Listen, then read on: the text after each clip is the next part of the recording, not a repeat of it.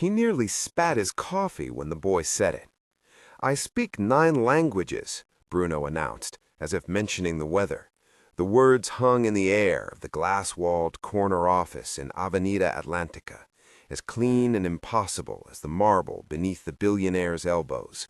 For a breath, the only sound was the ocean far below, a distant, constant rush that had nothing to do with the life in that room. Then Henrique laughed. It was the kind of laugh that filled a room no matter who was in it, loud, sure, a sound that told everyone where power sat. It was the laugh of a man who had built oil rigs and brand logos, of someone who believed money proved everything. He leaned back, brown eyes narrowing in a way that had once helped him survive in markets and in cities where nobody handed anything away. "The poor Maid son says he speaks 9 languages?" Henrique said, amusement sailing over his words like an expensive suit. Bruno didn't take the insult in the way Henrique expected. He stood straight, his hands by his sides, as if he had been taught posture as much as grammar. He was 14, thin under a jacket stitched by a mother who worked with her hands, but there was a steadiness in him that came from nights propped by a lamp in a small flat, the soft hum of a radio in the background, and a library card that had long since worn thin across the edges. Celia, his mother, stood near the doorway, rubber gloves hanging from one hand like a talisman. Her eyes were fixed on the floor at first, and then slowly on the boy. She had spent years scrubbing offices like this one. She knew the smell of lemon cleaner and polished oak. She knew what it meant to be invisible until someone had to fetch coffee, to be a shadow in a room that spoke loudly about its own worth. The humiliation stung in her face for a second, and then settled into the kind of quiet that makes a person sharpen their voice until it can cut. Bruno stepped forward. He reached into his backpack, a battered thing that had once been bright blue, but had seen the inside of many buses, and pulled out papers that had been folded so often their corners were softer than the middle. He laid them on the table with care, as if treating each sheet like a small, fragile jewel. Certificate seals, tiny stamps from community language courses, a printed transcript from a municipal program, pages with grades and comments in Portuguese, Mandarin characters scrawled beside French conjugations, a battered library card with the stamp from the Rio Municipal Library still visible. Henrique waved a hand. "Anyone can print certificates," he said. "Show me something real." "So I will," Bruno replied. His voice was low but carried. He kept his face even. "I understand why you'd think that. People don't expect a Maid son to say these things and mean them. They expect an excuse or a story. They don't expect evidence." There was a journalist's cadence in the room now, an edge of curiosity that hunger for scandal sharpened. Henrique's chuckle softened. He had never liked surprises unless he called them. He motioned to one of his executives. "Play it, then. Let's see." Bruno reached instead for his tablet. He tapped the screen, and from the corner of the room, a faint chime announced an incoming video call. The tablet lit with a square of movement. A woman in a red sweater, framed by bookshelves that smelled of dust and history, smiling with the kind of deliberate warmth teachers learn to cultivate. "Professor Shen," Bruno said. The room had gotten smaller somehow. The glass felt thin. Henrique's face changed imperceptibly, like a tide shifting beneath someone standing on the shore. Professor Shen spoke in English, her accent crisp and clear. "This is Shen Li. Can you hear me?" A strip of Portuguese appeared at the bottom of the tablet, subtitles Bruno had arranged earlier, but her voice was the real thing. Bruno answered in Mandarin and then in English, the 2 words slipping like 2 stones into different streams. He switched again, lightly, and dropped into Spanish. One language flowed into another with the ease of someone changing shirts. The tablet filled with the sounds of other places, French vowels, a clipped Dutch rhythm, the soft cadence of Arabic, the music of Italian. Henrique's laughter died altogether. The room changed temperature. The executives shifted, a few leaning forward as if the whole office had become a theater and they had missed the ticket sales. After the call, Professor Shen tapped the screen with her finger, her eyes on Bruno. "He is fluent," she said plainly in Portuguese. "I have coached him for 2 months. He understands and can converse. He has given presentations in Mandarin and in English for my class." Henrique's eyes found Bruno's again, and for the first time in the morning they were not sharp, they were puzzled, a small fissure in a facade he had built since childhood. "How?" he asked, not bothering to hide his bewilderment. "How do you learn when you don't have teachers?" Bruno answered. He spoke of late nights listening to radio broadcasts from public stations, of a borrowed phone with a data plan measured in precious megabytes, of headphones at 3 in the morning in a room that smelled faintly of bleach. He told them he had lived in libraries, had moved his life into the stacks between hours, copying sentences, repeating them until his mouth no longer felt foreign. He told them the certifications were from community centers, language exchange groups, and a summer scholarship program that had believed in him once. The papers on the table were support, not proof of genius, he said. They were proof of minutes, of 100 small, stubborn acts of learning. Henrique watched his hands, as if measuring the distance between them and the papers. "Good story," he said finally. But stories don't translate to business competence. Bruno had expected that. He unfolded another sheet and pushed it forward. A report he had prepared for weeks, charts on a laptop, data printed in small, careful fonts. The document was a critique of Henrique's company's internal communications. It pointed to email misfires between teams that used Portuguese and those that dealt with foreign suppliers. It highlighted a project lost to miscommunication between a Dutch contractor and a local team because there was no dedicated liaison. It showed missed opportunities in markets where basic language accommodations could have yielded quicker agreements. He had mapped numbers, timelines, and potential gains. Where the company had suffered delays in legal interpretation, Bruno suggested where multilingual staff could have averted weeks of wasted negotiation. The executives glanced at the pages, and some shifted from bemused to attentive. Numbers had a way of quieting laughter. Henrique, who had prided himself on a razor focus on the balance sheet, read with a face that betrayed concentration. The air felt thick with the possibility of being wrong, for a man who had made a career out of playing never wrong. "I don't book kids off the street," Henrique said, and his voice carried a history of hard choices and sharper compromises. "We recruit professionals."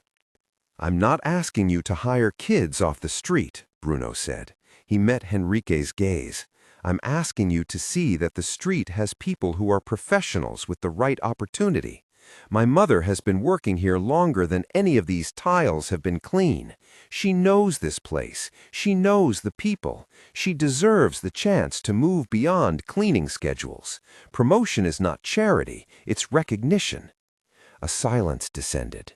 For Celia, the words were a tide that reached a place in her chest long starved. She had never expected gold banners or bouquets. She had always wanted what most people wanted, respect for work, a step that said you were seen as more than what your hands do. Bruno's case was built on dignity. Henrique smiled, but it was a thin, studied thing. "And your strategy?" he said. "You present data, calls, certificates. Even if it were true, you have a boy and a laundry list of sympathy. What's to stop me from dismissing this as theatrics? Show me a reason to take action." Bruno nodded slowly. He pulled from his zipper a little black rectangle, not a phone, not a tablet, an old digital recorder his mother thought of as a device for shopping lists, which Bruno had learned to use. He had recorded things before, mock presentations, practice pronunciations. That morning, he had gone in early and left it in a discreet place in the office during the executive meeting that Henrique had had with his vice president and head of facilities weeks ago. He had recorded the jesting, the private jokes, the way policies were described in terms that made people into numbers to be managed. "You'll call that a stunt," Bruno said. "I don't want to force you into anything. I don't want to hurt anyone, but I won't let the truth dissolve into a memory. There is a recording from that meeting. It is a file. You can choose to fix what's wrong, or other people can hear it." Henrique's eyes tightened.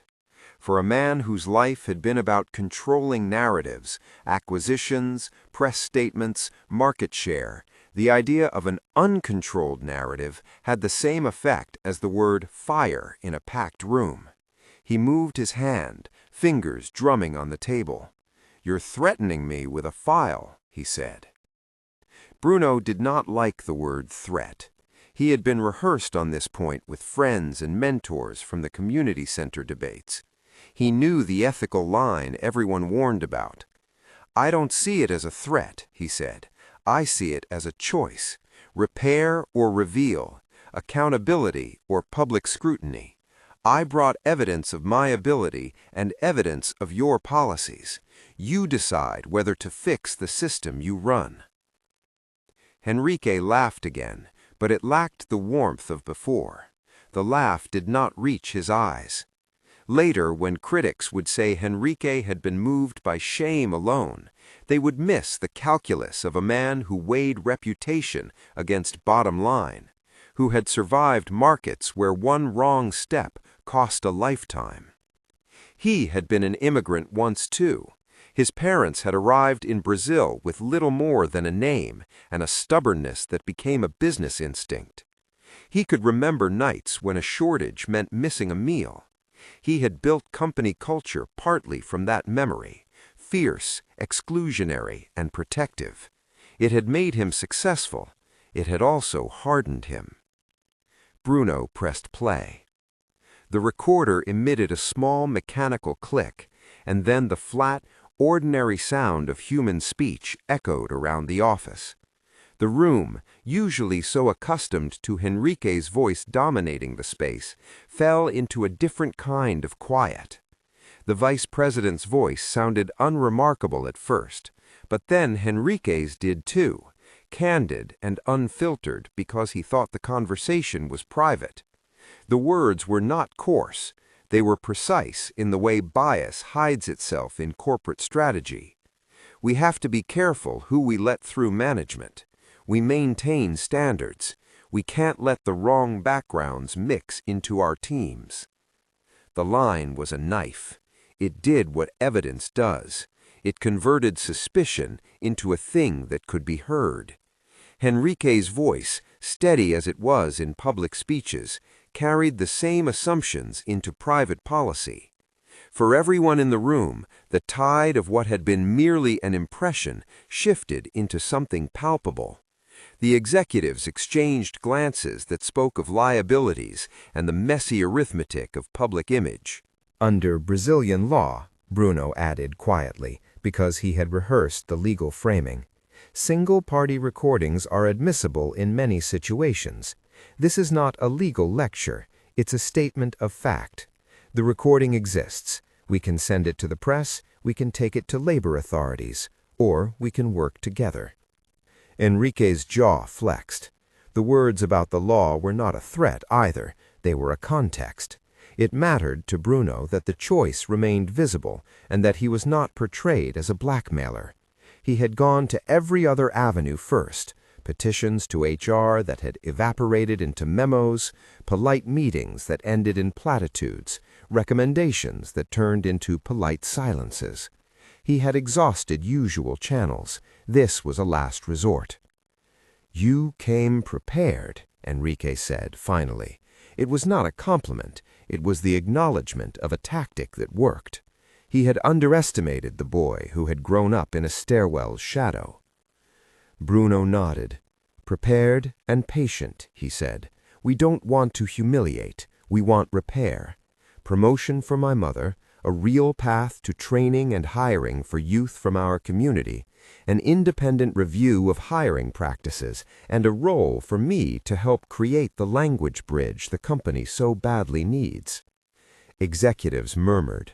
Henrique looked at the pieces on the table, the certificates, the video call still on the tablet, the recorder like a tiny witness. He thought of his brand's image glued to clean worldwide campaigns, of investors who measured risk like weather. He allowed himself, for a moment, to remember what his father had told him when they had first arrived. "You remember where you started. Don't let it make you cruel." That memory, combined with the cold arithmetic of reputational damage and the unexpected possibility of real gain from Bruno's data, pushed him toward a choice. He felt suddenly like a man on a cliff who could step back or leap into a different light. He had hundreds of lawyers and a polished boardroom argument. He also had the chance to show the city that he could change. He signed. It was a small, public act, a sheet of paper with his signature that turned what had been a possibility into a plan. He chose to repair.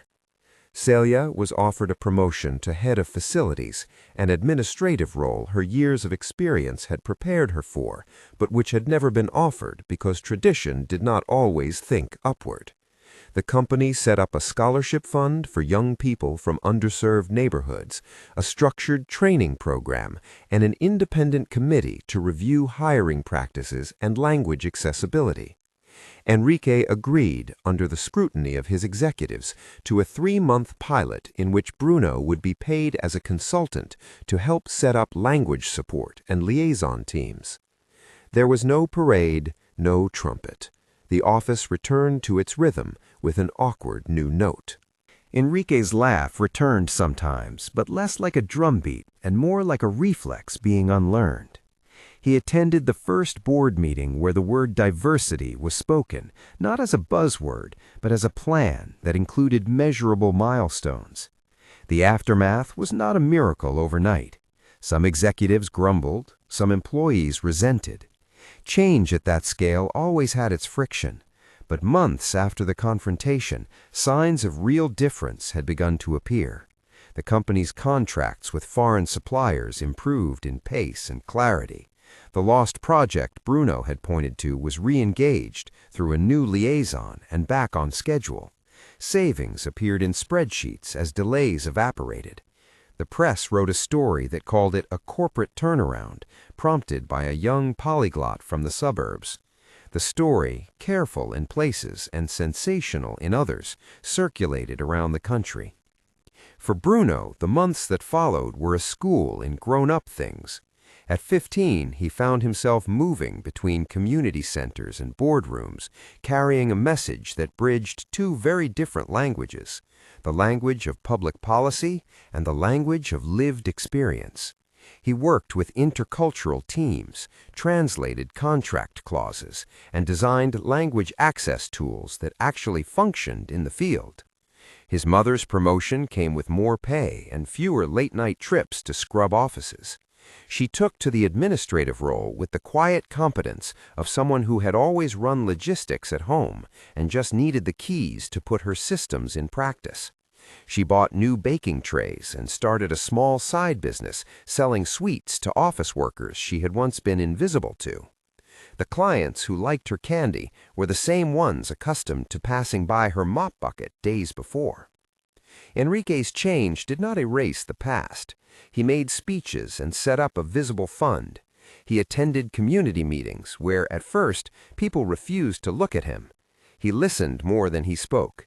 He had a friend from his youth, an old partner who had warned him about sentiment, and Henrique listened to that friend's skepticism and still chose to act. His conversion was practical and personal. He stood at one of the company's new hiring fairs and heard a voice he hadn't expected to hear. A young woman from Cidade de Deus, selected for a management trainee program the company had piloted, told him, "You helped open a door. Now we need to walk through it." Months later, the headlines had data attached. Millions recovered in efficiency gains, new markets reached, and a measurable uptick in hiring from underserved communities. The scholarships sent students to technical schools and universities. One of Bruno's former classmates got a scholarship to study linguistics and later started a community translation service. Press photos showed Henrique in a photo with scholarship recipients, smiling in the awkward grin of a man learning a new public face. He was not forgiven with a single handshake. Forgiveness, where it came slowly and with conditions. He supported external audits and committed to independent oversight. Bruno's life shifted in ways both subtle and enormous. He kept his worn backpack for a long time in a closet by the door, a reminder of where he had learned to be patient. He took on the consultancy role formally, and then, with stipends and supervision, led projects that taught practical language skills and cultural sensitivity to employees. He built modules that taught negotiators the difference between literal translation and relational translation, how to convey tone, intention, and trust across borders.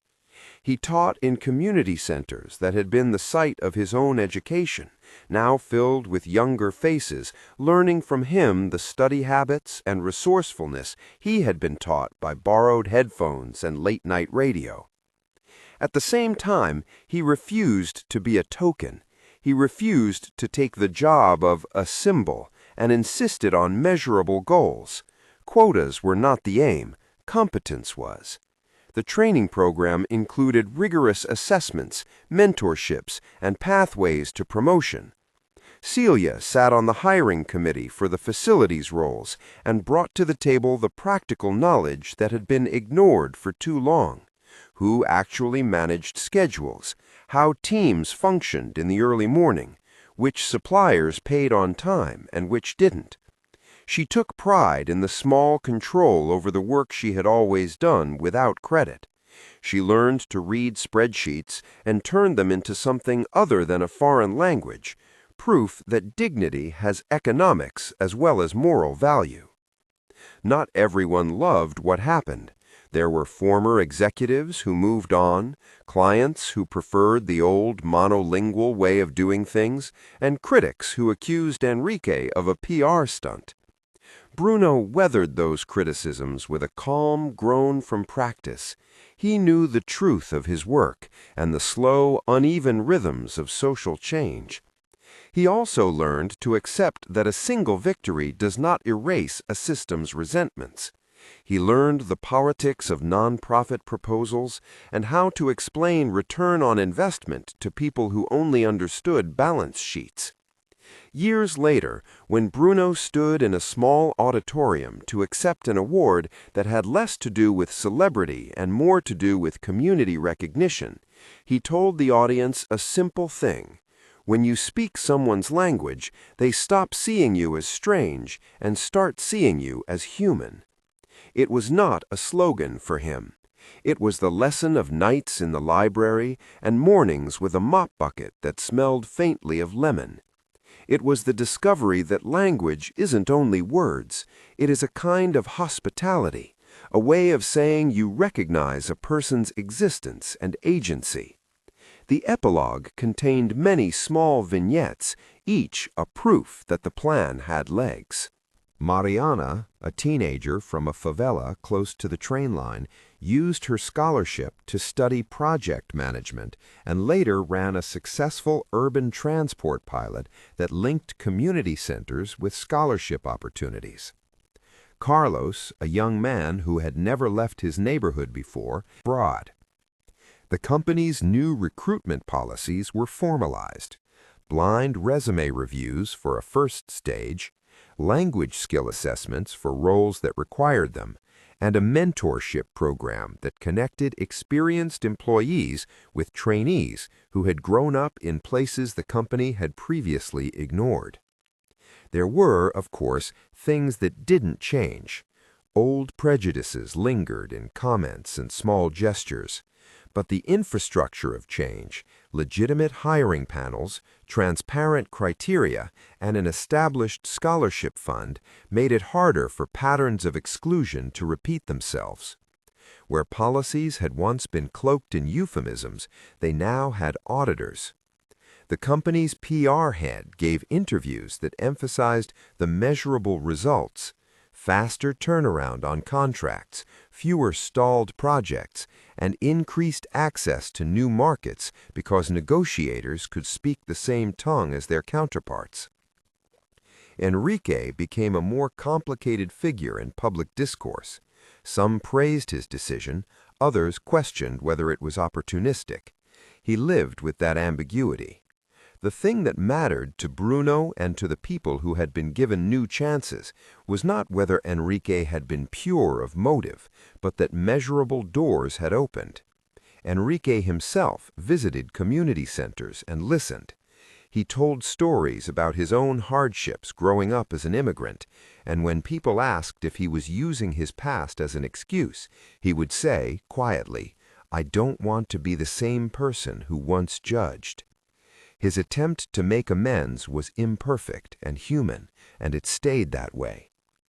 In the end, what had seemed like an audacious claim from a poor maid's son, "I speak 9 languages," had been the hinge point for something larger. It was not just the languages themselves, though Bruno's skill had made a practical difference. It was the insistence that those skills belonged in rooms that had never asked for them, the conviction that evidence could force a conversation between dignity and power, and the courage to bring private files into public choice because the usual avenues had been exhausted.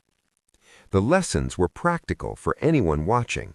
Preparation turned suspicion into credibility, evidence turned rumor into action, and courage, measured and ethical, could open doors. Bruno never wanted to humiliate, he wanted to transform. When asked once whether he regretted the method, he would later say no, not because he wanted to force humiliation, but because he wanted real accountability. He'd tried complaints and kind appeals before the recording. When the system stayed the same, he decided the cost of exposure was the cost of real repair. On a warm afternoon years later, Bruno walked along the beach where the office's glass had reflected the sky he had once only seen from bus windows. Children from the scholarship program played nearby, a melange of languages bouncing between them like tossed beach balls. A mural on a nearby wall depicted hands reaching across words from Portuguese to Arabic to Mandarin, the colors bright and not at all precious. Celia sat on a bench nearby, hands folded, content in a way that comes from decades of earned respect rather than sudden praise. Henrique, less gilded in public appearances, but steadier in his commitments, had his name listed on a foundation board, but had no photo op there. He preferred the privacy of sitting in a meeting and listening. If there was a single phrase people recalled from that first morning, it was Bruno's. When you speak someone's language, they stop seeing you as strange and start seeing you as human. It had become a kind of motto for the programs he helped design, but also a moral. Language is bridge and tool, humility and power. If this story connects with you, if the idea that talent often hides where no one expects it matters, consider subscribing. Share it with someone who needs a reminder that preparation, evidence, and courage together can change institutions and lives. Years after the recording had been played and the signatures had been put down, the company published a report on the pilot program's first year. More efficient contracts, improved employee retention, and dozens of new hires from communities once overlooked. Mariana's transport pilot became a model for other companies seeking to engage with local talent, and Carlos's translation firm grew into a small business that trained dozens of young people. Chalia's administrative changes decreased facility-related complaints and increased worker satisfaction, a ripple effect that meant fewer emergency calls, smoother shifts, and happier office lunches. Bruno, now a young man whose teeth had grown into a more confident smile, told audiences the usual things about study habits. Find the 3 hours you can steal each day. Read newspapers aloud. Watch foreign interviews and mimic the cadence until it feels yours. But he also told them something less practical and more vital. Keep your dignity. Use evidence. Don't let anger be the only language you speak. At the root of it all was a simple truth. Systems will not change unless someone uncomfortable insists they should. Bruno had been that someone. He had not sought power for its own sake. He wanted to fix what had been broken and to create pathways where there had been blockages. The recording was a last ethical leverage, a way of moving an immovable thing without violence. In the quiet that follows a storm, when people repair what's been damaged, the work is slower and deeper and more satisfying than any quick victory could ever be. The city around them continued, businesses opening and closing, music drifting from a cafe round the corner. The ocean kept its slow rhythm. Lives do not end in a single confrontation, but when a young person with a worn backpack speaks, sometimes the world listens. And when it does, and when a man with a marble desk chooses to act rather than to deny, the result can be a small rebalancing toward justice. Share this story with someone who needs inspiration. Tell us where you're watching from in the comments. Which city taught you to speak to others, and who helped you open a door?